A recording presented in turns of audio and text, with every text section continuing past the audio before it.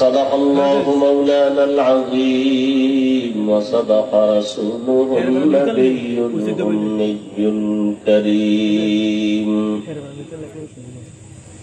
ونحن على ذلك من الشاهدين والشاكرين والذاكرين والحمد لله رب العالمين।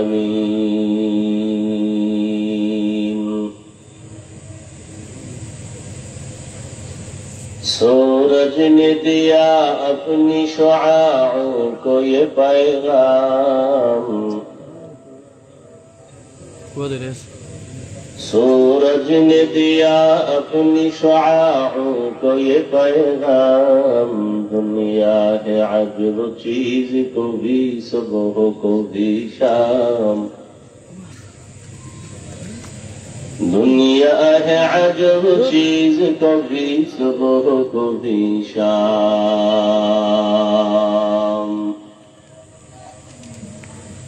दुनिया में हो दुनिया का तलबगार नहीं हो, दुनिया में हो दुनिया का तलबगार नहीं हो, बाजार से गुजर हो खरीदार नहीं हो, बाजार से गुजर हो खरीदार नहीं हो।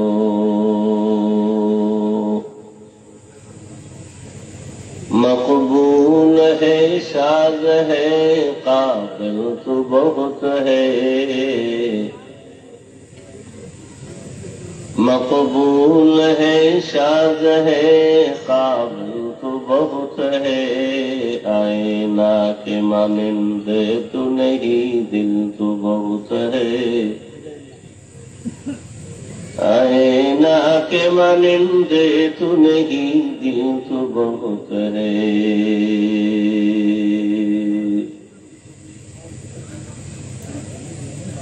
ডাবরিয়া যুব সমাজের উদ্যোগে আয়োজিত ওয়াজ মাহফিল 21 এপ্রিল 2025,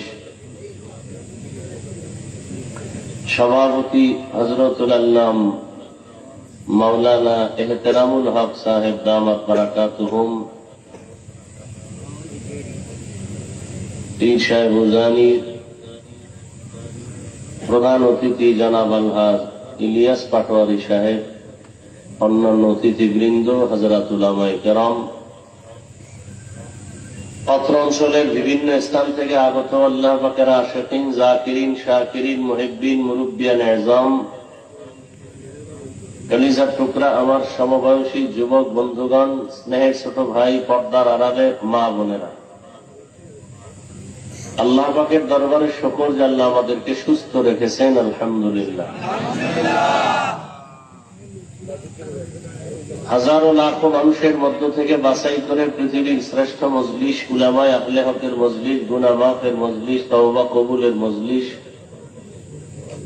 বরকতিয়ে মজলিসে আমাদেরকে দয়াময় আল্লাহ কবুল করেছেন, হাজির হওয়ার তৌফিক দান করেছেন। নিয়ামতের শুকর আদায়ার্থে সকলেই পড়ি আলহামদুলিল্লাহ।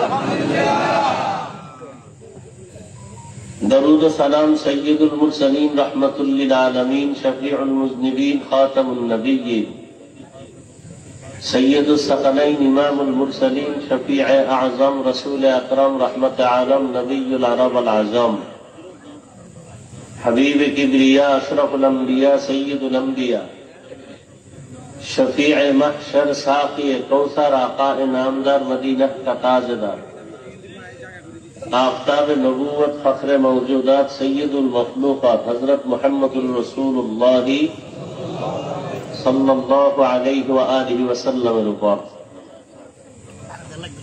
সর্বোপরি সকল যাদের অক্লান্ত পরিশ্রমের মাধ্যমে আজ সুন্দর আয়োজন, সময় পরামর্শ অর্থ দিয়ে দোয়া করে উপস্থিত হয়ে মাইক লাইট প্যান্ডেলের ব্যবস্থাপনার মাধ্যমে সহযোগিতা যারা করেছেন, এলাকার যুবক, বৃদ্ধ, ব্যবসায়ী, শ্রমিক, চাকুরিজীবী, বিভিন্ন শ্রেণী পেশার মানুষ, প্রত্যেককেই আল্লাহ পাকের খেদমতের বরকতে দুনিয়াতে শান্তি, পরকালে চিরমুক্তির ব্যবস্থা করে দিন। জান্নাত পাওয়ার জন্য যতটুকু এলেমের দরকার, জ্ঞানের দরকার, ওয়াজের প্রয়োজন, তা হয়ে গেছে। হাকিমুল উম্মত মুজাদ্দিদুল মিল্লাত শাহ আশরাফ আলী থানভী ফারুকী রহমতুল্লাহ আলাইহির ঘটনা। তিনি উম্মতকে বয়ান করতেছেন, হঠাৎ এক ব্যক্তি এসে বয়ানে বসছেন, কিছুক্ষণ বসে চলে যাচ্ছেন। তো অন্যরা জিজ্ঞেস করলেন, ভাই আমরা বছর বছর এখানে বসে আছি হযরতের খেদমতে, তার দোয়া নেওয়ার জন্য, তাওয়াজ্জু নেওয়ার জন্য, বরকত নেওয়ার জন্য, আর আপনি আসলেন আর চলে যাচ্ছেন, বয়ান শুনবেন না? বলে, বেশি বয়ান শুনলে বিপদ, যতটুকু শুনছি এতটুকু আমল করলে আমি আশা করি আমি জান্নাত পেয়ে যাব নিশ্চিত, বিনা হিসাবে। বলে, এমন কি বয়ান শুনলেন যে আপনি বিনা হিসাবে জান্নাত পাইবেন আমল করলে? বলে, এখান থেকে একটা ওয়াজ আমি আজকে নিয়ে নিলাম, সেটা হলো জীবনে গুনাহ করব না আর নেক ছাড়ব না। আর তো ওয়াজের দরকার নেই। নেক কি জিনিস এটা বুঝাবার জন্য আর বয়ানের দরকার নেই। এখানে যারা বসে আছেন সবাই জানেন নেক আমল কি আর গুনাহ কি। যদি অনেকে বলেন আমরা জানি না, এটা ধোঁকা দেওয়ার মতো কথা। মিথ্যা বলা হারাম, গালি দেওয়া হারাম, সুদ খাওয়া হারাম, ঘুষ খাওয়া হারাম, বেপরদায় চলা হারাম, নাচ দেখা হারাম, গান শোনা হারাম, চুরি হারাম, ডাকাতি হারাম, দুর্নীতি হারাম, জুলুম করা হারাম। এগুলি আপনারা কি জানেন না? কেন বলেন জানি না? নামাজ 5 ওয়াক্ত প্রতিদিন পড়া ফরজ, বছরে একবার ধনীদের যাকাত দেওয়া ফরজ, জীবনে একবার হজ করা ফরজ, মা বাবার খেদমত করা ফরজ। এগুলো কি আপনারা জানেন না? এগুলো যদি ঠিক মতো মানা যায়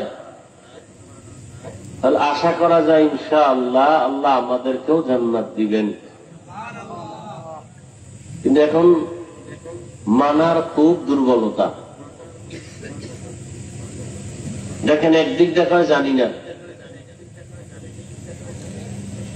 মানার ক্ষেত্রে যখন ধরে বসা হয়, আপনি এটা মানেন না কেন, এই আমলটা করেন না কেন, মানে এত ওয়াজ দিন না, আমরা বহুত ওয়াজ জানি, আমরা কম জানি না।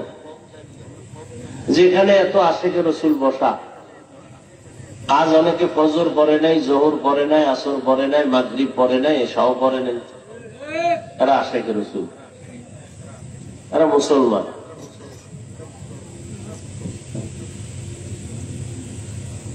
সারা দুনিয়াতে মুসলমান হুঙ্কার দিলে বেঈমান সামনে দাঁড়াবার কথা না, অথচ মুসলমান কেন এত নির্যাতিত, নিপীড়িত, নিষ্পেষিত, অবহেলিত সারা দুনিয়া? কেন? মুসলমানের কোনো অন্যায় নেই? আর অন্যায় কি ছোটখাটো? মারাত্মক অন্যায়, শিরিকের মতো অপরাধ করে, কুফরের মতো অপরাধ করে, মূর্তি পূজা করে, সারাটা রাত, এই যে একটু বন্ধ করো, একটু কমাও, রিভারটা শুধু রাখবা, সারাটা রাত ঘরের রুমে রুমে রুমে রুমে রুমে রুমে, এক রুমে ছেলে, আর এক রুমে মেয়ে, আর এক রুমে মা বাপ, যতটা রুম আছে প্রত্যেকটা রুমের মধ্যে মোবাইলে সারাটা রাত জেনা জেনা জেনা, চোখের জেনা, হাতের জেনা, জবানের জেনা, অন্তরের জেনা, কানের জেনা, সারাটা রাত ঘরে ঘরে জেনা চলে। যেই পরিমাণ গুনাহ চলে সারা রাত ঘরে ঘরে মোবাইলের দ্বারা, এটা তো আল্লাহর গজবে রাতের মধ্যে, ঘুমের মধ্যে ধ্বংস হওয়ার কথা ছিল। শুধু মুহাম্মদের উম্মত হওয়ার কারণে আল্লাহ ধরেন না। আমি কথাগুলো কি বানায় বলতেছি? পীর সাহেবের মুরিদ, তাবলীগের চিল্লা দেওয়ালা হাজী সাহেব, মাইয়া এখনো বেপরদায় কলেজে চলে, দৌড়ায় রাস্তাঘাটে, ওড়না নাই, ফ্যাশন, গলার মাফলা বানায় চলে। প্রত্যেকটা মুসলমানের বাড়িতে দেখেন কোন কাজটা ইসলামী লাইনে আছে। খুব বুঝার চেষ্টা করেন, বেয়াদবি ক্ষমা চাই, চিল্লা চিল্লি করবেন না, খুব বুঝেন। বিবাহের দিকে তাকান, প্রত্যেকটা বিবাহ বেঈমান বিধর্মীদের থেকেও খারাপ অবস্থায় মুসলমানের বাড়িতে বিবাহ চলে, ডেক্সে চলে, গান চলে। কি অপরাধ হয় না বলেন? বিবাহের অনুষ্ঠানগুলোতে মুসলমানের বাড়ি কি অপরাধ বাকি থাকে, হয় না?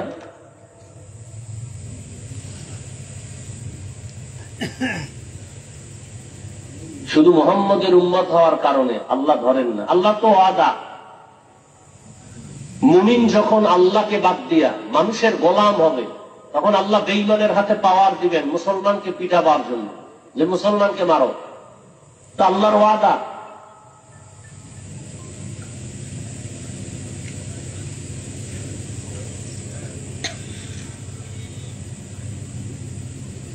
রাজনৈতিক মেহমানরা বক্তব্য দিচ্ছেন অতিথি হিসেবে। পৃথিবীতে শ্রেষ্ঠ রাজনীতির শিক্ষক আমার রাসূল। রাজনীতি কি, কত প্রকার, কিভাবে রাষ্ট্র পরিচালনা করতে হয় সুলাইমান নবী শিখায় গেছেন। ইউসুফ নবী মিশরের রাষ্ট্র পরিচালনা করে শিখায় গেছেন। অর্থনীতির উন্নতি কিভাবে করতে হয় রহমতের নবী শিখায় গেছেন। আবু বকর শিখায় গেছেন, ওমর শিখায় গেছেন, আলী শিখায় গেছেন। অথচ আমাদেরকে রেস্ট্রিকশন দেওয়া হয়, ওয়াজে রাজনীতির কোনো কথা বলা যাবে না। অথচ আমি সারা বাংলাদেশে বলছি, একমাত্র রাজনীতি ইসলামে আছে, আর বাইরে সব চান্দাবাজি আর ধান্দাবাজি। ইসলাম ছাড়া যা রাজনীতি সব চান্দাবাজ আর ধান্দাবাজ, এছাড়া রাজনীতি নেই। শিয়ালের হাতে মুরগি দিছে আমানত 3 দিনের। তার হাতে? তোমাদেরকে বলছি চিল্লাবা না, কথা বুঝো, যুবকদেরকে বলছি। শিয়ালের হাতে মুরগি দিছে, বলে 3 দিন পরে নিমু। শিয়াল পণ্ডিত বলে দোয়া চাই, মা পোসাই। 3 দিন কেন, 1 সেকেন্ড দেওয়া যাবে না? এটা আমার পেটে গিয়ে কিমা হয়ে আছে। ভালো করে বুঝো, কুকুর শুয়োরকে আল্লাহ পাক ভালো মন্দ যাচাইয়ের বিবেক দেন না, মানুষকে দিয়েছেন। শিয়ালের হাতে মুরগি দিলে যা হয়, মাদ্রাসা মসজিদ আর ধর্মের চাবি সুদখোর ঘুষখোর বেনামাজির হাতে দিলে তো তাই হবে। সুদখোর ঘুষখোর বেনামাজির হাতে ইসলামের চাবি, মাদ্রাসা মসজিদের চাবি দিয়েছে জিব্রাইল। কে দিছে? মানুষ। আমরা কইতে লজ্জা লাগে না? ভোটের আগে পায়খানা খাইছেন টাকার নামে, তাতে লজ্জা লাগে নাই? লজ্জা নাই, এই জন্য হাসতেছেন। রাতের বেলা চুরি করে টাকা খাইয়া এখন আবার হাসতেছেন।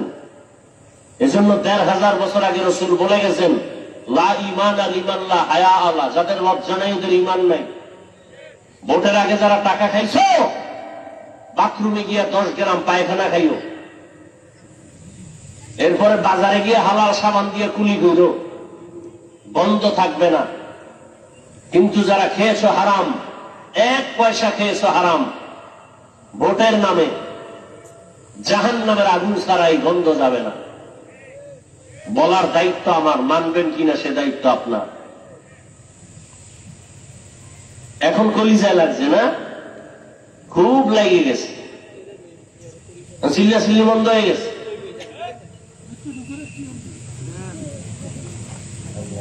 আল্লাহ হেদায়েত দান করুন।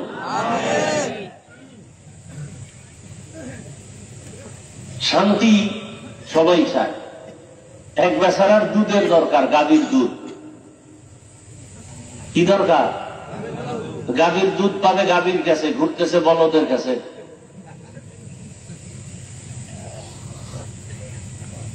রাতের বেলা মেহমান আসবে, আসছে খবর, টেলিফোন আসছে, দ্রুত কিছু না দিল অন্তত একটু দুধ গরম করে দিল, মেহমানদারি খুব খুশি হবে। গোয়াল ঘরে গেছে দুধ আনার জন্য বালতি নিয়ে, সেখানে গাভীও আছে বলদও আছে। এখন কোনটা গাভী আর কোনটা বলদ এটা তো আর বোঝা যায় না, অন্ধকার। চেরাগ নিয়ে যায়, বাতাসে নিভে যায়। এখন গাভী আর বলদ নির্ণয় করার জন্য হাত দিছে ওলান কোথায় খোঁজার জন্য।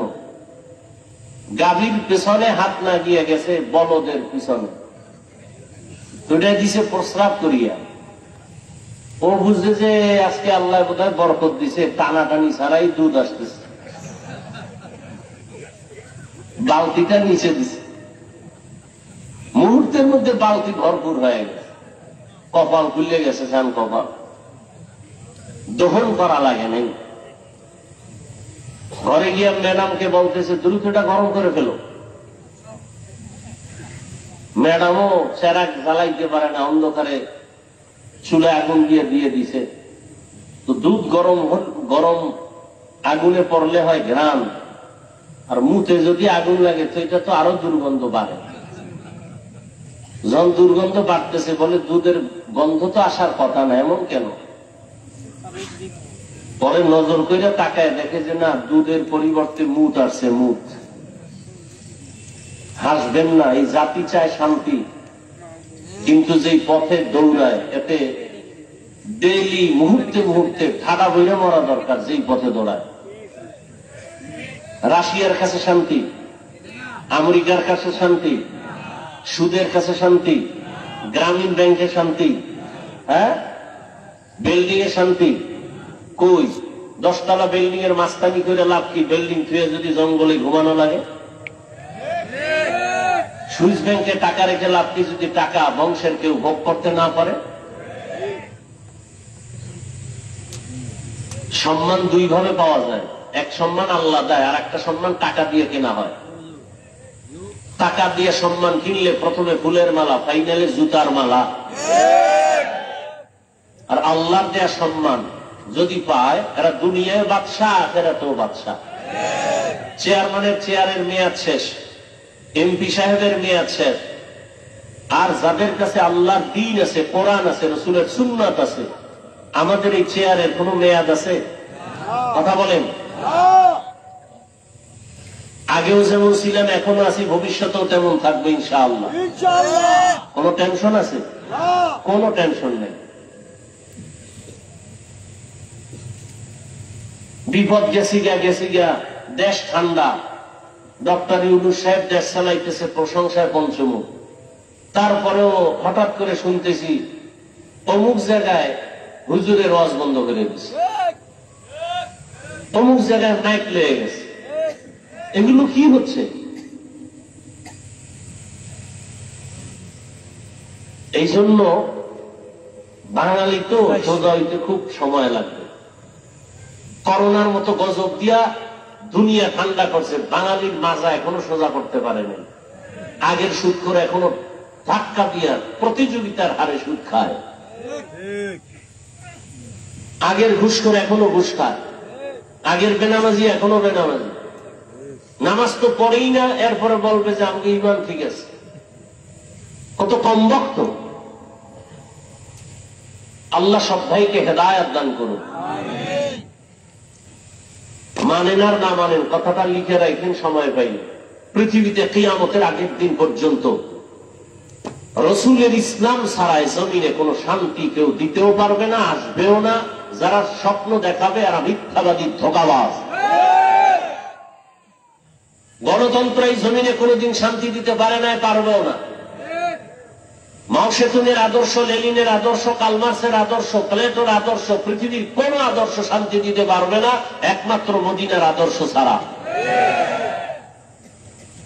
যুবকরা জবাব দাও, সত্য কথাটা স্বীকার করবা, মানো আর না মানো। রসুলের আদর্শ থেকে সুন্দর আদর্শ আর কারো কাছে কি আছে? তাল মিলায় না, বুঝে শুনে বলো।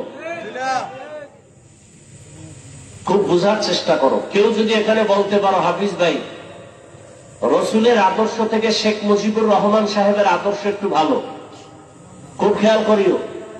আল্লাহর কসম, আমি রসুলেরটা বাদ দিয়া আমি শেখ সাহেবেরটা নিব। খেয়াল করিও ভালো করে। কেউ যদি বলতে পারো হাফিজ ভাই, রসুলের আদর্শ থেকে সুন্দর আদর্শ জিয়াউর রহমান সাহেবের ভেতরে, আমি রসুলেরটা বাদ দিয়া জিয়াউর রহমান সাহেবেরটা নিব, বলার মতো দুঃসাহস কারো আছে? বলো। তাহলে একথা একমত, রসুলের আদর্শ থেকে আর সুন্দর আদর্শ পৃথিবীতে কারো কাছে আছে? এক কথায় জবাব, দুনিয়ার সব আদর্শ না পাক, একমাত্র আদর্শ পাক মদিনার আদর্শ, পবিত্র আদর্শ। আর সব আদর্শ কি নাপাক। কেন নাপাক? ওরা খায় নাপাক, ওদের দিমাগ নাপাক, 3 বেলা খাইয়াও মদের বোতল নিয়ে দৌড়ায়। আছে না নাই? কয়েকজন হুজুর মদ পান করে।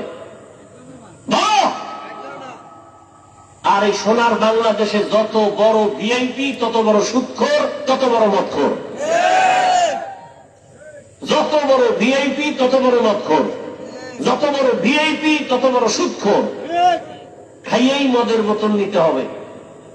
পাশে আবার তাও অন্য কিছু আছে, স্যার দুই একটা টান না দিলে কি আপনার ওয়েট ঠিক থাকে নাকি? খাইয়েই তো ল্যাংড়া হয়ে গেছে। বউ রেখায় মা বলে গোটা দেশের মালিক এখন আমি। বউ বলে ঘরে তো চাল নাই, ডাল নাই, এ দোষ তো বোতলের, আমার কি? মদ পান করে কেউ জিকির করছে? কথা বলো। তাহলে যেই লোকটা মদ পান করার পরে বউকে মা বলে, অশ্রাব্য ভাষায় গালি দেয়, তার দিমাগ ঠিক আছে? ও যদি যত আইন করবে সব নাপাক। কথা বলো না কেন? এর দ্বারা শান্তি হবে জমিনে? কোনদিন শান্তি হবে না। শান্তির একটাই পথ, ইসলাম। কথা বলে না? এই জন্য সব চাঁদাবাজ, ধান্দাবাজ, চোর, দুর্নীতিবাজেরা ইসলাম চায় না। আসতে বলো কেন? ইসলাম, ইসলাম আসলে চুরি বন্ধ হয়ে যাবে, ইসলাম আসলে দুর্নীতি বন্ধ হয়ে যাবে, ইসলাম আসলে চাঁদাবাজি বন্ধ হয়ে যাবে। আচ্ছা, এটা কোন জেলা? হ্যাঁ, পাশের জেলা কি? নোয়াখালীতে একটা থানা আছে কমলনগর। কমলনগরে একজন চেয়ারম্যান আছে, খালিদ সাইফুল্লাহ মাওলানা হাফিজি হুজুর রহমতুল্লাহ জামাতা। এই চেয়ারম্যান সাহেব এত বুড়া, সাইকেলের পেছনে চাল নিয়ে মানুষের বাড়ি বাড়ি মেপে মেপে দিয়ে আসে। এরকম আরো কিছু আলেম আছে চেয়ারম্যান বর্তমানে দেশে, আছে না নাই? খোঁজ নাও, ওই ইউনিয়ন জান্নাতের বাগান হয়ে আছে, খবর নাও। এই জমিনের মধ্যে যদি কোরআনওয়ালারা জনগণের দায়িত্ব নেয়, কিছু হোক বা না হোক, চুরি হবে না, দুর্নীতি হবে না। আল্লাহ বুঝার তৌফিক দান করে। এবং বয়ান তো আপনারা জানেন, আমাকে ডাকছেন কেন? বলে বয়ান জানার পরেও ওয়াযাক্কির ফাইন্না যিকরা তানফাউল মুমিনিন, আলোচনা করার দ্বারা আল্লাহর সাকিনা অবতীর্ণ হয়, রহমত আসে। একদিন না একদিন বৃষ্টির ফোঁটা পড়তে পড়তে এক জায়গায় শক্ত জমিনে নরম হয়ে যায়। ঠিক আল্লাহর রহমতের বৃষ্টি যত পড়বে, মুর্দা দিল আল্লাহ জিন্দা বানায় দিবে। ওলামায়ে কেরাম বয়ান করেন জাহান্নামের ভয়ে, জান্নাতের সুসংবাদ দেন কোরআন সুন্নাহর আলোকে। আল্লাহ পাকের সেই জান্নাতের, জাহান্নামের কিছু ভয় এবং সুসংবাদ সম্বলিত একটি আয়াত আমি আপনাদের সামনে পড়েছি। আল্লাহ বলেন, ইয়া আইয়ুহাল্লাযীনা আমানুত্তাকুল্লাহা ওয়াল তানজুর নাফসুম মা কদ্দামাত লিগাদিন ওয়াত্তাকুল্লাহ ইন্নাল্লাহা খাবীরুম বিমা তা'মালুন।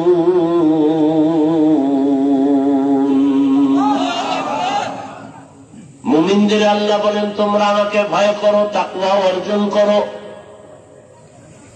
এবং তোমার একটা সামনের জীবন আছে, ওই জীবনের জন্য তুমি কি অর্জন করেছো একটু চিন্তা করো, হিসাব মিলাও। ওয়াত্তাকুল্লাহ, আল্লাহ আবার বলেন আমাকে ভয় করো। ইন্নাল্লাহা খাবীরুম বিমা তা'মালুন, তুমি যা করো সব বিষয় আমি আল্লাহ অগ্রিম সব জানি। দুনিয়ার সবাইকে ফাঁকি দেওয়া যায়, আল্লাহকে কখনোই ফাঁকি দেওয়া যাবে না। রহমতের নবী বলেন, দুনিয়া সিজনুল মুমিন ওয়া জান্নাতুল কাফির, দুনিয়াটা মুমিনদের জন্য জেলখানা, মুসিবতের জায়গা। বেঈমান দুনিয়াদার যারা, এদের জন্য বালাখানা, শান্তির জায়গা। যত শান্তি দুনিয়াদার দুনিয়ায় পাবে, মরণের পরে আর শান্তি নাই, অশান্তি শুরু হবে, শেষ হবে না। দুনিয়াতে যত কষ্ট মুমিন দুনিয়াতে পাওয়ার পরে এদের মরণের পরে শান্তি শুরু হবে, আর কখনো শেষ হবে না। দুনিয়ায় শান্তি, পরকালে কষ্ট বেঈমানের জন্য, দুনিয়ায় কষ্ট, পরকালে শান্তি মুমিনের জন্য। কারণ আল্লাহ বলেন দুনিয়াটা পরীক্ষার হল। এই দুনিয়ায় যার ঈমান যত তাজা, তার মুসিবত তত বড়। দুনিয়াতে সব থেকে বড় ঈমানওয়ালা, তাজা ঈমানওয়ালা নবী রাসূলগণ, তাদের জন্য দুনিয়াটা বড় মারাত্মক ছিল, পরীক্ষা বড় কঠিন ছিল। আল্লাহ পাক বলেন আমি দুনিয়ায় তোমাদের পাঠাবার একমাত্র কারণ আখিরাতের ফসল কামাই করবা। আমার দেশ থেকে বিদেশে যারা কাজের জন্য যায়, আমেরিকা যায়, লন্ডন যায়, সৌদি আরবে যায়, কাতার, কুয়েত, ওমানে যায়, বহু যুবক ছেলে মেয়েরা বিদেশ আছে না নাই? ওরা বিদেশ যায়, টাকা পয়সা কামাই করে, কিন্তু ওখানে কেউ বাড়ি করে না, কামাই করে ওখানে, চিন্তা চেতনা সব তার নিজ জন্মভূমি বাংলাদেশে একটা ঘর কেমনে করবে, আব্বা আম্মাকে একটু আরামে কেমনে ঘুম পাড়াবে, সন্তান পরিবার নিয়ে কেমনে জীবন যাপন করবে, এই চিন্তায় রাতের ঘুম নাই, খানা নাই, এত ব্যস্ত সময় পায় পার করে, সেখানে ঘুমায়ও না, টাইম মতো ওভার ডিউটি করে, আছে না নাই? বিদেশে তুমি এখন খাও আর ঘুমাও। বিদেশে প্রবাসে আমার যুবক বাবারা যারা আসলেই দুনিয়ার এই মা বাবার মোহাব্বত নিয়ে গেছে, ঋণ হইয়া গেছে, দ্বার উদ্ধার করিয়া গেছে, ওখানে যায় টাইম মতো ঘুম নাই, টাইম মতো খানাও নাই, ডিউটি 8 ঘন্টা, ও ডিউটি করে 16 ঘন্টা, মাঝে মাঝে অসুস্থ হয়, এরপরও ডিউটি বাদ দেয় না। ওর মধ্যে একটা প্রেশানি কাজ করে, আরে আমি 1 মিনিট সময় যদি লস করি, আমার কামাই রুজির 1 মিনিট সময় লস হবে। বাড়ির মধ্যে আমার কত প্যারা, আমার মাথায় আমার মা, আমার বাবা, আমার স্ত্রী, আমার সন্তান, আমার পরিবার, ঋণের বোঝা। বিদেশে গিয়া মানুষ 1 সেকেন্ড ঘুমায় না, যারা জ্ঞানী। আর যারা ভাগন, ওরা কিছু টাকা কামাই করে আবার তাস খেলে, জুয়া খেলে। বাংলাদেশের ছেলে ওখানে নামাজও পড়ে না, মক্কার পাশে থাকে, মদিনার পাশে থাকে, নামাজও পড়ে না। কিছু যুবকরা গত বছর কানলো বাইতুল্লাহর পাশে বসে হোটেলে আইসা, আর বলল হুজুর দোয়া করবেন। আমাদের সাথে অনেক যুবকরা বাড়িতে টাকা পাঠায় না, বলে সৌদির অবস্থা ভালো না, অথচ আমরা দেখতেছি টাকা কামাই করে আর জুয়া খেলে। আর যারা জ্ঞানী কষ্ট করে বিদেশ দিয়ে ঘুমায় না, ঠিক এই দুনিয়ায় যারা আছে মুমিন, দুনিয়ার ধান্দায় পড়ে নাই, ওর মধ্যে একটা কাজ করে, আমার এই দুনিয়া থাকার জায়গা না, খানার জায়গা না, ঘুমানোর জায়গা না, আরামের জায়গা না, আমার আসল বাড়ি দুনিয়া না, আমার আসল বাড়ি জান্নাত, আমার আরামের জায়গা জান্নাত। আমি দুনিয়াতে আসছি কেন? ঘুমানোর জন্য না, খানার জন্য না। দুনিয়াতে আসার একমাত্র কারণ আমি আসছি জান্নাতের বাড়িটা সুন্দর করার জন্য। আমি দুনিয়াতে আসি আমার আব্বা আম্মাকে দেখা দেখা জান্নাত কামাই করার জন্য। আমি দুনিয়াতে আসছি আল্লাহর হুকুম মতো জীবন চালাইয়া আখিরাতের ময়দানে বাহাদুরের মতো বিনা হিসাবে জান্নাতে ঢোকার জন্য। এ কারণে আমার আল্লাহ বলেন, ও বান্দা, দুনিয়ার মধ্যে থাইকা আখিরাতের ফসল কামাই করো, কারণ অন্য কোন জগৎ নাই আখিরাতের ফসল কামাই করার। আর দুনিয়া মাজরাতুল আখিরাহ, দুনিয়াতে থাকি আখিরাতের ফসল কামাই করো। তার মানে তুমি যে দুনিয়ায় থাইকা মা বাপ বাদ দিয়া, ছেলে মেয়ে বাদ দিয়া, বিবাহ শাদী বাদ দিয়া, ব্যবসা বন্ধ করে শুধু জিকির করবা, এটা না। বান্দা, তোমাকে আমি 24টা ঘন্টার একটা পর্দা লাগাই দিছি, রাত আর দিনের পর্দার মধ্যে তোমার জীবনটাকে আটকায় দিলাম।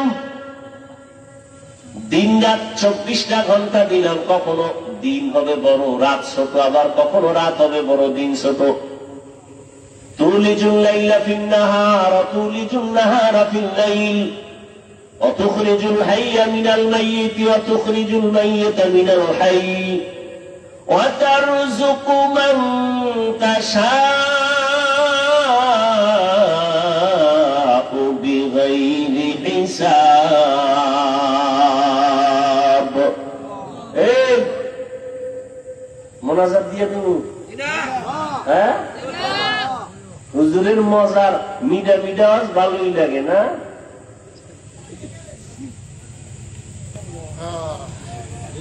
মিষ্টি ময়ান খুব ভালোই লাগে, আর কলিজায় আঘাত লাগলে আর ভাল লাগে না, জুতা খুঁজে তাড়াতাড়ি উঠার জন্য। হ্যাঁ, আল্লাহ হেদায়েত দান করুন। উঠা বসা করলে আমি দোয়া করে দেই, এত কষ্ট করে আনছেন দাওয়াত দিয়া, সময়কে নষ্ট করেন কেন? অবমূল্যায়ন করেন কেন? ভালো লাগে না আসছেন কেন? এটা তো এমন প্যান্ডেল না যে জোর করে বসতে হবে, টিকিট দিয়ে বসতে হবে, উঠে গেলে টাকা মিস। ইসলাম তো বাই ফোর্স না বাই চয়েস, কাউকে জোর করে মানুষকে দিনের দিকে ডাকে না। আপনি ভালো লাগলে নামাজ পড়বেন, না পড়লে নাই। আমাদের কাজ দাওয়াত দেওয়া, ফলাফল কিয়ামতের দিন পাইয়ে যাবেন হাতে। মরার আগেই দেখে যাবেন আপনি জান্নাতি না জাহান্নামী।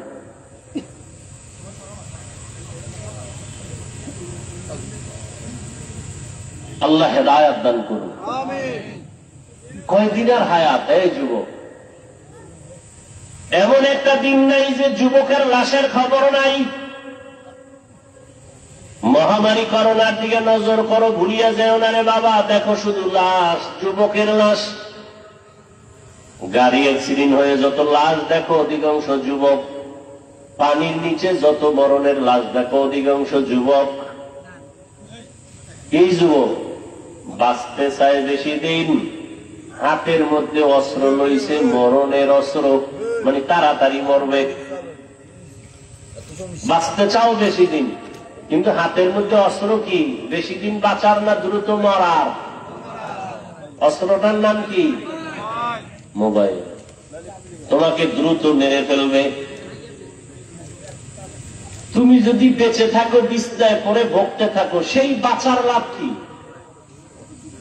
মোবাইল তোমাকে বাঁচাবে কিছুদিন, বিছানায় ফেলায় বাঁচাবে। চোখের পাওয়ার থাকবে না, কিডনি থাকবে না, হার্ট থাকবে না, মেধা নষ্ট, দিমাগ নষ্ট, লেখাপড়া নষ্ট, যৌবন নষ্ট, জীবন নষ্ট, সব মূলেই মোবাইল।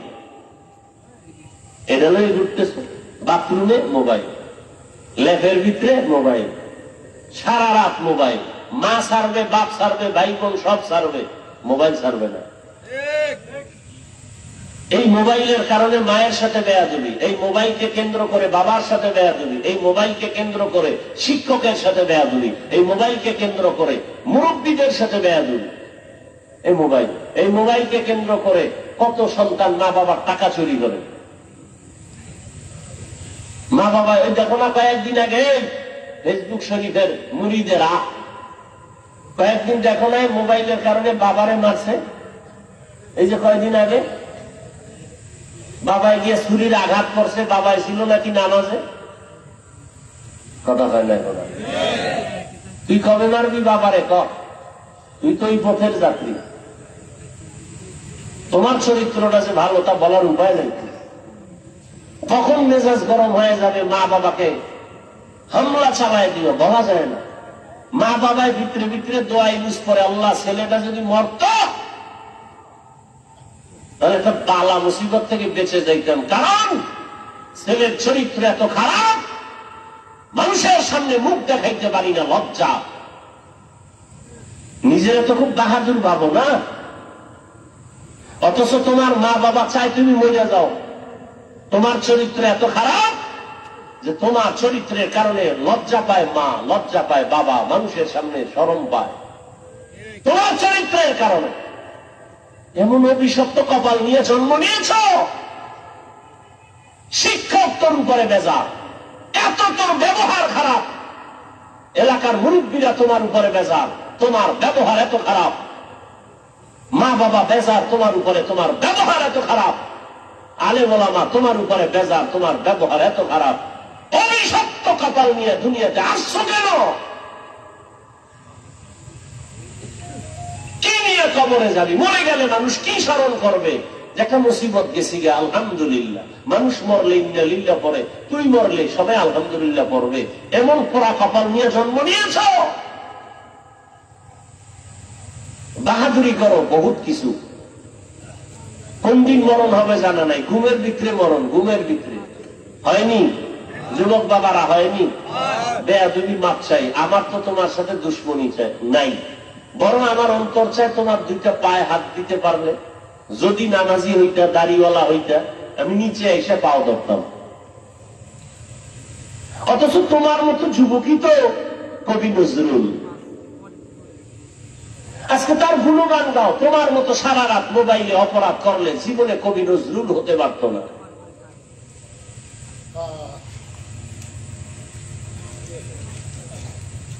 আল্লাহ তোমারে কি না দিছে বলো? তুমি ডাক্তার হও, কে তোমাকে নিষেধ করে? ইঞ্জিনিয়ার হও, তুমি প্রফেসর হও, তুমি এমপি হও, মন্ত্রী হও, এসপি হও, ডিসি হও, ওসি হও, তবে বেয়াদব হইও না, বেয়াদব হইও না।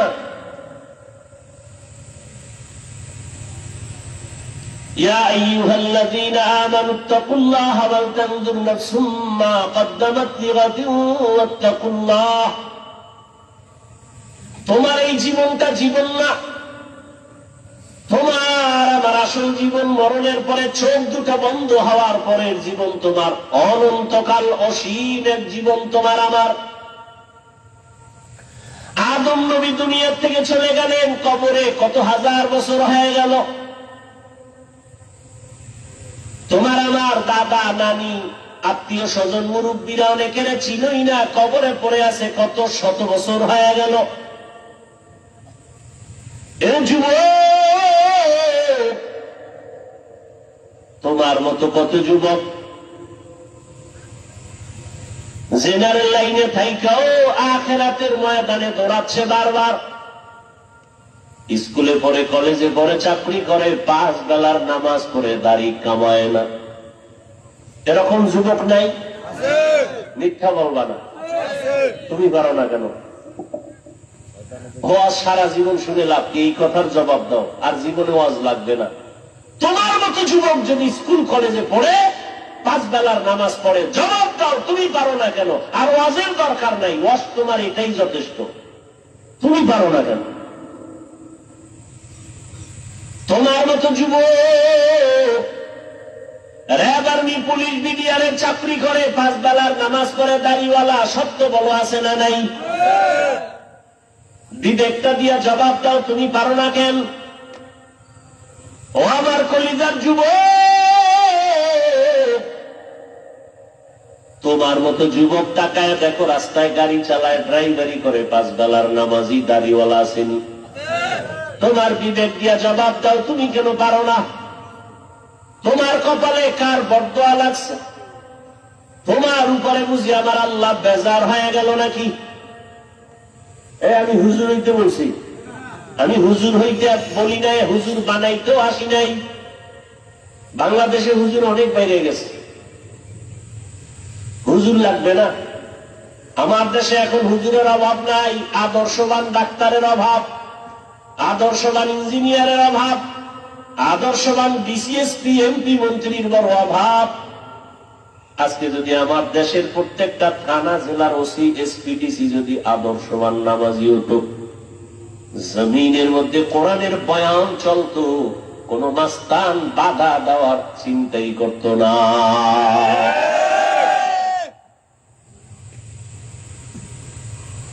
তোমরা স্বাধীন স্বাধীন করো স্লোগান দাও না, দেশ স্বাধীন। দেশ স্বাধীন হলে চট্টগ্রামে আইনজীবীর গলায় ছুরি চালানো হয় কেন? দেশ স্বাধীন হলে বাড়ি ঘরে আগুন লাগে কেন? দেশ স্বাধীন হলে বক্তার ওয়াজে বাধা কেন এখনো?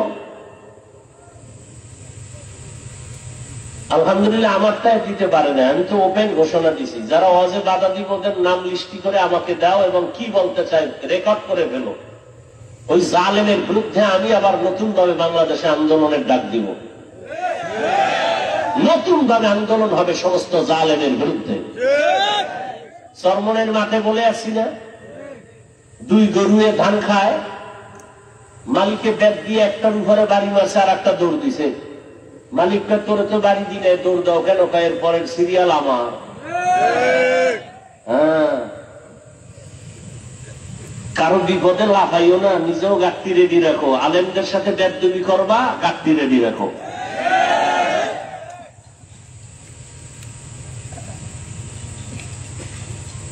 আল্লাহ হেদায়েত দান করুন। মসজিদে রাজনীতি চলবে না, খুব মজার কথা। ইমাম সাহেব থাকতে হবে নিরপেক্ষ, খুব সুন্দর কথা। কমিটির লোক কেন রাজনীতি হয়? ইমামকে নিরপেক্ষ রাখতে হলে কমিটির ব্যক্তিদেরকেও নিরপেক্ষ থাকতে হবে।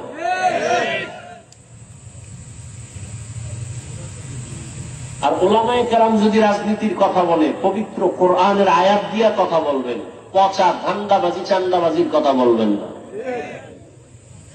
যদি কেউ বলে ইসলামের রাজনীতি নাই, তার ইমানই তো চলে যাবে।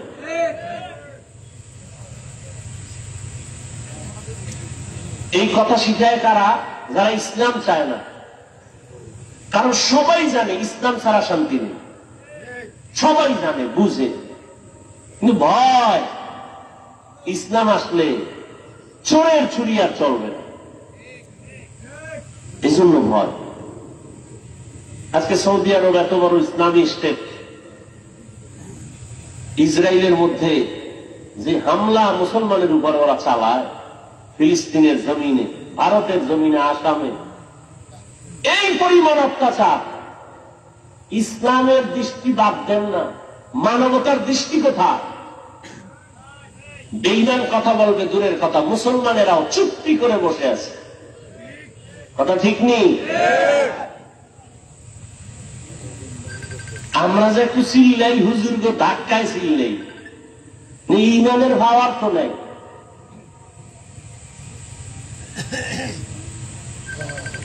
আল্লাহ সব ভাইকে হেদায়েত দান করুন, মুসলমানদের ইজ্জতের হেফাজত করেন।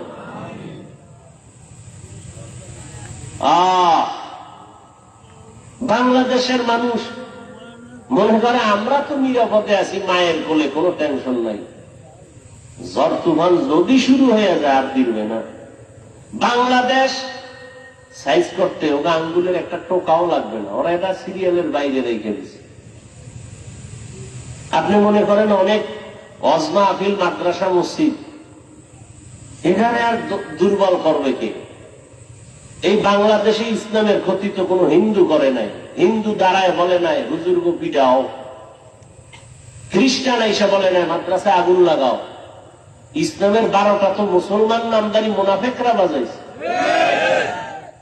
এই যে আমি কথাগুলো বলছি, আপনারা শুরু থেকে শুনছেন, ঠিক এই বয়ানটা আগামী জুমায় কোন ইমাম সাহেব করুক না মসজিদে, বলবে হুজুর 1 মাসের জন্য বাড়িতে বেড়াই। কারণ কি? ওই যে শিয়ালের হাতে মুরগি। আল্লাহ হেদায়েত দান করুন।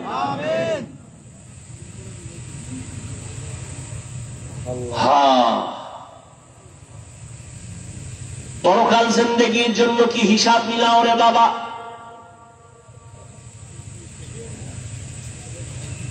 চোখের সামনে বুঝাই দিলাম রে যুবক বাবা, তোমার মতো যুবক জেনারেল লাইনে থাকিয়া 5 বেলার নামাজ পড়ে, ময়দানে কৃষি কাজ করে, নদীর মধ্যে মাছ ধরে, 5 বেলার নামাজ পড়ে, রাস্তায় গাড়ি চালায় না, গাড়িটা বন্ধ করে আজান হলে নামাজে যায়, ড্রাইভার, হেল্পার, কন্ট্রাক্টর, যাত্রী সহ। বলো তুমি কেন নামাজ পড়তে পারো না? তোমার মতো যুবক যদি স্কুল কলেজে পড়ে, নামাজ পড়ে, বলো তুমি কেন পারো না রে বাবা? ঢাকা কলেজের খবর নাও, জাহাঙ্গীরনগরের খবর নাও, ওখানের পড়ুয়া তোমার মতো সন্তান কলেজে ক্লাস করে, মাথায় পাগড়ি, বড় দাড়ি, বড় জামা, মনে হয় পেছন থেকে তাকাইলে বড় মসজিদের কোন খতিব। জিজ্ঞাসা করি, বাবা তুমি কোন মসজিদে জুমা পড়াও? না আমি তো আরবি পারি না। করো কি? বলে ঢাকা কলেজে আমি অধ্যয়নরত অবস্থায় আছি। কলেজে ক্লাস করে এই অবস্থায় টুপি দাড়ি নিয়ে বলে হ্যাঁ সমস্যা? বলে সমস্যা নাই, কলেজের সব টিচার আমার জন্য দোয়া করে। তোমার ক্লাসে মাইয়া ভোলা নায়িকা আছে, মাঝে মাঝে পার্কে আনন্দ মিছিলের ডাকে না বলে ডাকে। আমি না বলার আগে আমার ক্লাসের কিছু মেয়েরা বলেও আল্লাহর পথে আছে, ডিস্টার্ব করিস না, আমরা চল। ওকে ডিস্টার্ব করার দরকার নাই। ও যুবক, তোমাকে আমি পাগড়িওয়ালা টুপিওয়ালা হতে বলি না। তুমি স্কুলে পড়িও, ডাক্তার হও, ইঞ্জিনিয়ার হও, প্রফেসর হও, কিন্তু আমার দাবি একটাই হলো, বেয়াদব হইও না রে বাবা। বলবা হাফিজ ভাই বেয়াদব হব না, তার ব্যাখ্যা 3 জায়গায় বেয়াদবি করবা না, করলেই তোমার মরার আগে জীবন শেষ। মরবি না, এত তাড়াতাড়ি দুষ্টুগুলি মরবে না। ওরা মায়েরে জ্বালায়, বাবারে জ্বালায়, হুজুরের জ্বালায়, শিক্ষকের জ্বালায়, আলেমকে জ্বালায়। এবার ও জ্বলবো না? ও কিডনি যাইব, লিভার যাইব, বিছনায় শুয়া শুয়া কানতে কানতে কানতে কানতে ওর জীবন শেষ শেষ। এত তাড়াতাড়ি আল্লাহ নিবে না, ওরে জ্বালাইয়া এরপরে নিবে। যারা বেয়াদবি করে মা বাবার সাথে, এটি তাড়াতাড়ি মরবে না তো। মা বাবার সাথে বেয়াদবি করা যাবে না, কারণ জীবনের সফলতার বড় চাবি মা বাবার দোয়া। এই চেয়ারে বসছি, আল্লাহর কসম, মা বাবার চোখের পানি দোয়া না থাকলে এখানে বসা যাইত না রে বাবা। তবে আমার আব্বা আম্মা দোয়া করেছেন, কান্না করেছেন, আল্লাহ সম্মান দিছেন, তবে আমাকে মা বাবা হাতে ধরে আমাকে বয়ান শিখান নাই, দস্তখত শিখান নাই। আমি দস্তখত দেই, কথা বলি, বয়ান করি, এগুলো আমার মা বাবা শিখান নাই। হাতে কলমে ধরে এগুলো শিখাইছেন আমার উস্তাদ, আমার শিক্ষক। অতএব শিক্ষকের সাথে যদি বেয়াদবি করো রে ছাত্র, জীবনের লেখাপড়ার দরজা থেকে তুমি ধ্বংস হয়ে যাবে। বহু রাস্তায় মাঝে মাঝে পাগল দেখি, অর্ধুলাঙ্গ পাগল, ইংলিশে কথা বলে, আরবিতে কথা বলে। পাগল আবার ইংলিশ কেন কয়? পাগল ইংলিশ বলে না, বরং ইংলিশ পড়নেওয়ালা ছাত্রটাই বেয়াদবি করে পাগল হয়ে গেছে। বানায় বলতেছি, এরকম পাগল দেখছো? আরবিতে কথা বলে অথচ পাগল। হিসাব করে দেখলাম বেয়াদবি করে পাগল হয়ে গেছে। এই জন্য মা বাবার বরদোয়া বড় কঠিন, শিক্ষকের বরদোয়া কঠিন। 3 নাম্বার, উলামায়ে কেরাম মুরব্বীদের সাথে বেয়াদবি করলে জীবন ধ্বংস, চরিত্র ধ্বংস হয়ে যাবে। কোনদিন কোন মা বাবা সন্তানের জন্য বরদোয়া করে না, লিখে রাখো ভালো করে। কোনদিন কোন শিক্ষক ছাত্রের জন্য বরদোয়া করে না, কোন আলেম কোনদিন কোন উম্মতের জন্য বরদোয়া করে না। বরদোয়াটা এসে যায় তোমার আচরণে কষ্ট পায় যদি মা বাবা বলে আহ, বাস এতটুকুই যথেষ্ট তোর কপাল পড়ার জন্য। তোমার আচরণে কষ্ট পেয়ে যদি শিক্ষক বলে আহ, তোমার কপাল পুড়তেই নিঃশ্বাসটাই যথেষ্ট। আল্লাহ হেদায়েত দান করুন। সব কিছুর মূলে এত বয়ান, এত বয়ান, এত বয়ান। ও যুবক বাবা মুসলমান, তোমাকে বয়ান করবো কেন? আজকে তো বয়ান করার প্রয়োজন। ওলামায়ে কেরামের চট্টগ্রামের পাহাড়িয়া জঙ্গলের ভেতরে খ্রিস্টান মিশনারিরা ভেজাল করে। আজকে তো ওলামায়ে কেরাম বেশি বেশি বয়ান করবেন, পঞ্চগড়ে টাকা দিয়ে কাদিয়ানি বানায়। কিন্তু এক সেকেন্ড পঞ্চগড়ে যাওয়ার সময় নাই, 12টা মাস দিন নাই রাত নাই, গাধার মতো দৌড়াই সারা দেশে, পায়ে ধইরা ধইরা বয়ান করি। একজনকেও বলি না আমার দলে আসো, পাও ধরে ধরে ধরে ধরে বিনয়ের সাথে বয়ান করি। ও মা বোনেরা, ও বাবাজিরা, ও বৃদ্ধ বাবাজি, ও যুবক বাবারা, আমি 5 কল্লি পড়েছি, তোমরাও পড়ো, একবারও বলি না। আমি কওমি মাদ্রাসায় লেখাপড়া করেছি, তোমরাও কওমিতে যাও, একবারও বলি না। আমি পীর সাহেবদের মুরিদ, তুমি পীরের কাছে যাও, একবারও বলি না। আমি তাবলীগের লাইনের সন্তান, তুমিও তাবলীগে যাও, বলি না। কি বলি বাবা? মা বাবার দোয়া নিয়ে চলো, শিক্ষকের নেক নজর লাগায় চলো, উলামায়ে কেরামের দোয়া নিয়ে আগাও। ডাক্তার হবা তো সম্মানের ডাক্তার হও, ইঞ্জিনিয়ার হবা দেশব্যাপী সম্মানিত ইঞ্জিনিয়ার হও, প্রফেসর হবা তো দেবজোড়া সম্মানের প্রফেসর হয়ে যাও। এমন ডাক্তার আমার দেশে আছে যে বিদেশওয়ালারাও তাকে হায়ার করে নিয়ে যায় টাকা চিকিৎসার জন্য। এটা সম্মান না? আল্লাহ তোমারে পারে না? পারে না? মা বাবার সাথে বেয়াদবি করো, আরো আগে পারবে। লিকুল্লি শাইইন যিনাতুন ফিল ওয়ারা ওয়া যিনাতুল মারই তামামুল আদাবি আজ খুদা খাহিম তৌফিক আদব বেআদব মাহরুম গাশ আজ ফজলে রা। সব কথার মূলে আল্লাহর ভয় নাই। যদি আল্লাহর ভয় থাকতো, রে ভাই আপনারাও মুসলমান, আমিও মুসলমান, খেয়াল করেন, কষ্ট হয়? আপনাদের আল্লাহ আমার আল্লাহ দুইজন, জবান খুলে বলেন কয়জন? আপনাদের নবী আমার নবী বলেন, আপনাদের কোরআন আমার কোরআন, আপনাদের কাবা আমার কাবা, আপনাদের কালেমা আমার কালেমা, আপনাদের ধর্ম আমার ধর্ম। আপনি আমি দুনিয়াতে আছি সিস্টেম। বিদায় বেলা কাফনের সংখ্যাও, আমাকেও 3টা কাফন দিবে, আপনাকেও 3টা কাফন দেয়া হবে, মা বোনদের 5টা কাফন দেয়া হবে, কালার হবে আলাদা। কি হুজুরদের কালার একরকম, আপনাদের কালার আর একরকম। আমি এত বড় বক্তা, আপনি এত বড় টাকাওয়ালা, এই কারণে কেউ সম্মানে একটা কাফন বাড়াইয়াও দিবে না। রিক্সা ড্রাইভার মরে গেছে, গরিব হওয়ার কারণে একটা কাফন কমাইয়াও দিবে না।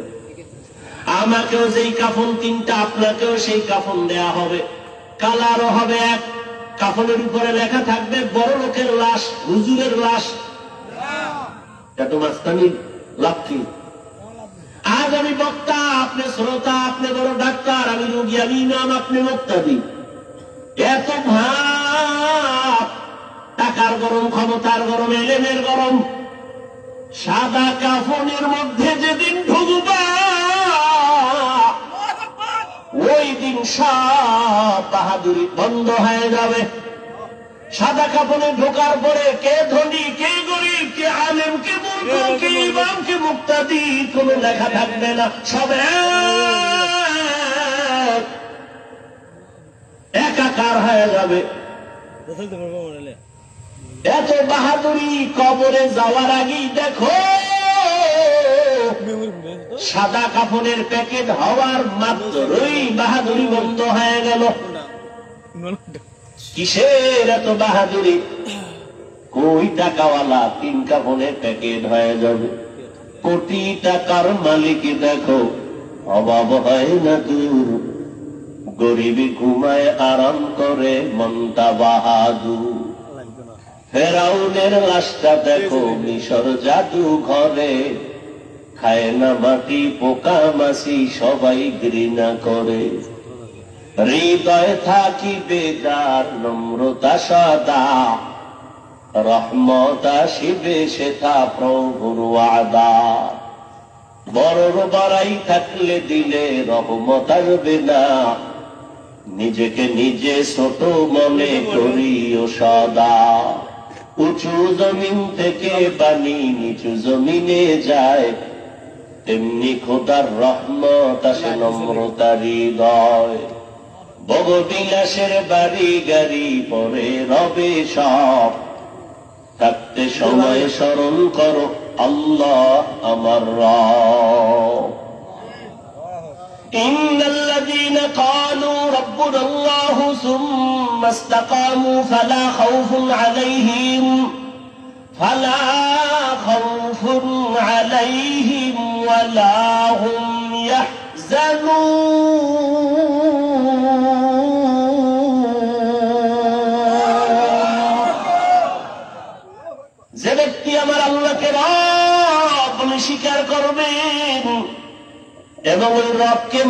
জীবনটা চালাবে। আল্লাহ বলেন তোমার দুনিয়ায় পেরেশানি নাই, আখিরাতেও ভয় নাই, আমি আল্লাহ কুদরতের দ্বারা তোমাকে বিনা হিসাবে জান্নাত দিয়া দিব। আতিনা ফি দারে দুনিয়া না হাসান, আতিনা ফি দারে উকবা না হাসান, ইয়া গিয়াসাল মুস্তাগীফিন ইহদিনা লিফতিখারা بالعلوم والغنى ہر گوڑی دینے کو تو تیار ہے، جو نہ مانگے اس سے تو بیزار ہے۔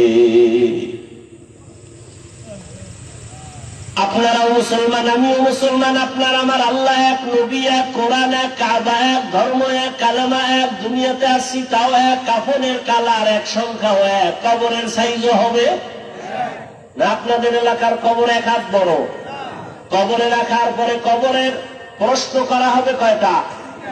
তিনটা, তাও এক। আমাকেও যেই প্রশ্ন, আপনাকেও সেই প্রশ্ন। রবের পরিচয় দাও,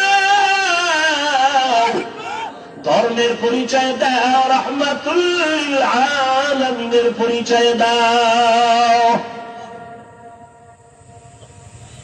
আপনিও মুসলমান, আমিও মুসলমান, আপনার আমার আল্লাহ এক, নবী এক, কোরআন এক, কাবা এক, ধর্ম এক, কালেমা এক।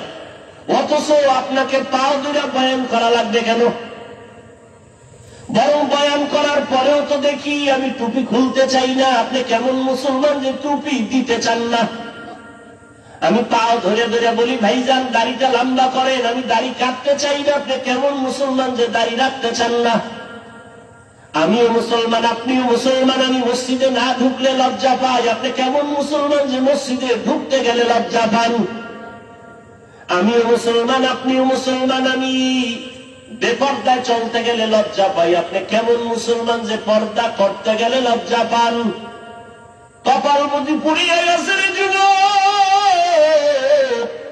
আর কপালটা যদি পুড়িয়াই যায়, আমি হাফিজুর রহমান কেন, মক্কা মদিনার ইমাম কেন, স্বয়ং রসুলেও যদি বয়ান করে কপাল খুলবে না। যেই রসুলকে একটা নজর দেখা মাত্র জাহান্নামের আগুন হারাম হয়ে যায়, কেমন মায়ার নবী চিনলি না রে যুবক? যেই মায়ার নবীর চেহারা মোবারক এত সুন্দর, যেই রহমতের নবীকে এক নজর দেখলে পেটের ক্ষুধা থাকে না, কেমন মায়ার নবী? যেই রহমতের নবীকে একটা নজর দেখার জন্য গর্তের পিপিলিকা কান্না করে, কেমন মায়ার নবী আমার? যেই রহমতের নবীকে দেখার জন্য গর্তের সাপ অপেক্ষা করে, রহমতের নবীরে দেখবেন, কেমন মায়ার নবী আমার? রহমতের নবী রাস্তা দিয়ে যখন হাঁটে, দুই পাশের গাছগুলো নত হইয়া নবীরে সালাম দেয়। রহমতের নবী যখন রাস্তা দিয়ে হাঁটেন, জঙ্গলের প্রাণীরা বারবার আমার নবীর সালাম জানায়। নবীজি খেজুর গাছের সাথে ট্যাক লাগায় খুতবা পড়েন। কিছুদিন পরে সিদ্ধান্ত নিলেন, না, এটা বাপ নতুন একটা খুতবা দেয়ার মিম্বর বানাবে। বুখারী শরীফের ইবারত, খেজুর গাছ কান্না শুরু করছে। সাহাবায়ে কেরাম বলেন, মানুষের কান্নার মতো খেজুর গাছ থেকে, মরা খেজুর গাছ থেকে কান্নার আওয়াজ। রহমতের নবী বলেন, রে খেজুর গাছ কেন কাঁদে? আমি কি দোয়া করব তুই জিন্দা হবি, তোর কাছে খেজুর হবে, উম্মতেরা খাবে। খেজুর গাছ বলে, না ইয়া রাসূলুল্লাহ, এই দোয়া চাই না। কেন কাঁদো? বলে, আপনার বিরহের বেদনায় কান্না করি। কি চাও? বলে, এখানে জানাজা পড়ায় দাফন করবে, হাসরের ময়দানে আপনার সাথে জান্নাতে থাকতে চাই নবী। উস্তুনে হান্নানা আজহাজ রে রসূল, নালামি জাদ হাম চুয়ার বাবুকু। রহমতের নবীর জন্য জঙ্গলের প্রাণীরা, নদীর মাছ এতটাই পাগল। কপাল খারাপ, আমরা মুসলমান হয়ে সেই নবীরে চিনতে পারলাম না। এরে নবীর আশেক, রহমতের নবীর শরীর মোবারকে মশা মাছি পড়া হারাম। আম্মা জান আয়েশা রাদিয়াল্লাহু আনহা বলেন, নবীর শরীর মোবারকের ঘাম আমি বোতলে ভরে রাখতাম, আতর হিসাবে আমরা নবীর ঘাম ব্যবহার করতাম। কেমন রহমতের নবী আমার! আজও সেই নবী মদিনাতুল মুনাওয়ারা জিন্দা নবী, উম্মতের মায়ায় কান্না করে। এর নবীর উম্মতের দল আজ আমার নবীর বিরুদ্ধে এত অত্যাচার, এত ষড়যন্ত্র, মুসলমানের উপরে হামলা শুধু কালেমার কারণে, রহমতের নবীর উম্মত হওয়ার কারণে না হয় ফিলিস্তিনের মুসলমানের অন্য কোন অপরাধ নেই। তুমি আজকে 3 বেলা খানা খাও, কত আরামে ঘুমাও। ফিলিস্তিনের মুসলমান রমাজান গেল, সাহারি খেতে পারে না, ইফতারি নাই। মায়ের সামনে সন্তানের জবাই করে, সন্তানের সামনে মা বাবাকে জবাই করে, ধর্ষণ করে।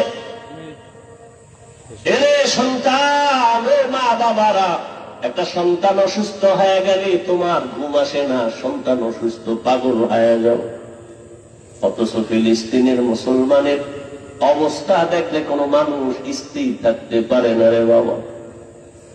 আসলে আল্লাহর ভয় অন্তরে নাই, নিজের মধ্যেই তো ইমানের দুর্বলতা।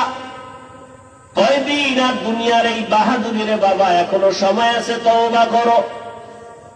দুনিয়াটা কিছুই না, চোখ বন্ধ করলে সব শেষ হয়ে যাবে।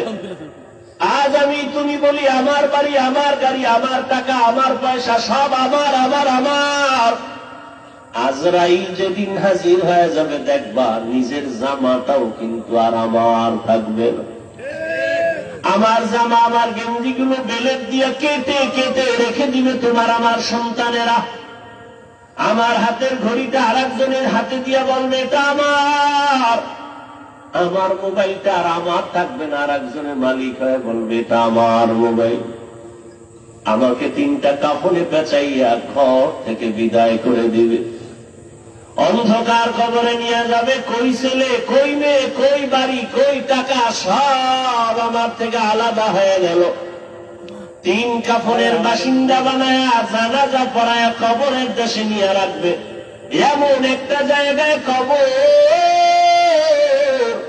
যেখানে দিনের বেলাও যাইতে সবাই ভয় পায়। বাঁশবাগান বাড়ির পেছনের অংশ, ওখানে কেউ যায় না, সাপ বিচ্ছু থাকার গর্ত। কবরে রাখিয়া সবাই চলে যাবে, আর খবর নিবে না। তবে হ্যাঁ, যদি কিছু নেক আমল করে যাও, ভালো সন্তান রেখে যাও, কোরআন পড়নেওয়ালা, মাদ্রাসা মসজিদ রেখে যাও, আলেম ওলামা বানায় রেখে যাও, এদের দোয়া চলবে কবরে। তাও যদি না থাকে, কবরে আর কিছুই যাবে না রে বাবা। রহমতের নবী আম্মা জান আয়েশা বলেন, আমার হুজরায় বসে নবী গুনগুন করে কান্না করেন। আমি জিজ্ঞাসা করতাম, ইয়া রাসূলুল্লাহ, আমি আয়েশার কোন বেয়াদবির কারণে আপনি কান্না করেন? কয় না না, তো কেন আপনি কাঁদেন? আম্মা জান আয়েশার জবাবে রহমতের নবী বলেন, হাসরের ময়দানের ভয়ঙ্কর হালাত আমার যখন মনে পড়ে চোখের পানি ধরে রাখতে পারি না রে আয়েশা। হাসরের ময়দানটা কত যে ভয়ঙ্কর, আমার উম্মতের কি হালাত হবে আয়েশা। আম্মা জান বলেন, কেমন হালাত? নবীজি বলেন, হাসরের ময়দানে নারী আর পুরুষগুলো উলঙ্গ, সবাই উঠবে। নারীরা উলঙ্গ, পুরুষেরা উলঙ্গ দাঁড়াবে। সূর্যটা মাথার উপরে নেমে আসবে, সূর্যের গরমে জমিনটা তামা হয়ে যাবে। নাফরমানদের মাথার মগজগুলো ভাতের বাড়ির মতো ফুটতে থাকবে। ওদিকে জাহান্নামের আওয়াজ, জাহান্নাম চিৎকার দিয়া বলবে, ও দয়ার মালিক, বেনামাজি গুলো কই? নাফরমান গুনাহগার গুলো আমার পেটে দাও। নবী বলে নদীকে আমার আল্লাহ রাগান্বিত আওয়াজ দিয়া ফেলবেন, কুদরতের আওয়াজ দিবেন, বড় ভয়ঙ্কর আওয়াজ। লিমানিল মুলকুল ইয়াউম লিল্লাহিল ওয়াহিদিল কাহ্হার। নবীজি বলেন আমার আল্লাহ এতটা রাগান্বিত কুদরতের আওয়াজ দিবেন যে হাসরের ময়দানটা থরথর করে কেঁপে উঠবে। জাহান্নামের আওয়াজ, এমন অবস্থা হবে যে নবীদের কোনো গুনাহ নাই, সে নবীরাও কান্না শুরু করবেন। আদম আলাইহিস সালাম কান্না করবেন, মূসা নবী কাঁদবেন, ঈসা নবী কান্না করবেন, ইব্রাহিম নবী কান্না করবেন, নূহ নবী কান্না করবেন। উম্মতেরা পাগলের মতো দৌড়াবে, কোথায় যাবে একটু পরিত্রাণ পাওয়ার জন্য। আদম নবীও বলবে আমি পারবো না, যাও, কোন উম্মতের সুপারিশ করতে পারবো না। মূসা নবীও তাড়ায় দিবেন, ঈসা নবী তাড়ায় দিবেন। সর্বশেষ রহমতের নবী বলেন আয়েশা, উম্মতেরা পাগলের মতো হয়ে যাবে। এক পর্যায়ে তারা আমি মুহাম্মদের তালাশ করতে থাকবে। আম্মাজান বলেন ইয়া রাসূলুল্লাহ, উম্মতেরা ওই কঠিন সময় আপনাকে কোথায় পাবে? মায়ার নবী কাঁদেন আর বলেন আয়েশা, ওই কঠিন সময় আমি একমাত্র আমার রবের সামনে সিজদায় পড়ে মাকামে মাহমুদে কান্না শুরু করব। মূসা নবী কাঁদবেন নিজের জন্য, ঈসা নবী কান্না করবেন নিজের চিন্তা, আদম নবী কাঁদবেন নিজের চিন্তা, আর আমি মুহাম্মদ কান্না করব। একবার বলবো না আমার কথা, আমি বারবার বলবো আমার উম্মতের কি উপায়। আমি আমার মাওলাকে বলবো আল্লাহ আমার উম্মতের খবর কি। আমার একটা উম্মত যেন জাহান্নামের আগুনে দেওয়া যায়, জাহান্নামের একটা সেকেন্ডের গরম সহ্য করতে পারবে না।